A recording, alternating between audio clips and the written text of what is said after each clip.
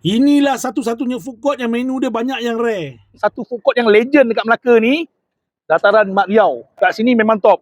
Dekat sini semua menu-menu ada. Ni aku nak buat korang. Tapi tom yum campur, tak ada. Tom yum campur tak ada.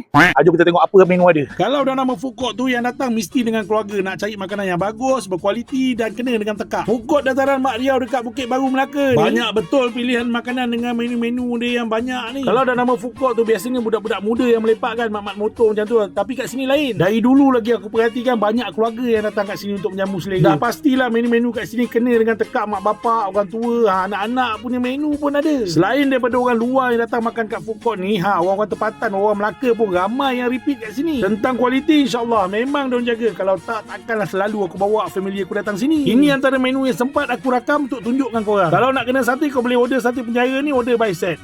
Sizzling yang menggelegak ni aku order dekat Sultan Sizzling. Dia pun ada tahu bergedil. Teringin nak makan sup herba yang pekat macam ni, ada Mama Ori kat dalam tu. Rojak pun dia ada. Teringin nak makan char kway teow, kok sodon ataupun mi tarik, order kat Chef Ali. Tekak orang lama-lama, orang kampung-kampung, asam pedas klepot lah, macam-macam ada kat dalam tu. Yang ini pun rare bang, nasi lemak Odin. Kali ni aku kena nasi lemak rendang ayam cili api. Dekat kedai dia menu macam-macam ada, korang pilih je lah. Kios abang yang jual burger tu macam-macam burger ada. Nalah bang kalau kena double ni. Yang suka dessert pun ada. Agak-agak tekak tu kering ni bang kan. Boleh kena cendol, boleh kena ABC dekat ABC Anak Melaka tu Kepada korang yang nak datang ke food court Dataran Mak Riau ni, betul-betul depan flat Sri Siantan dekat Bukit Baru Melaka tu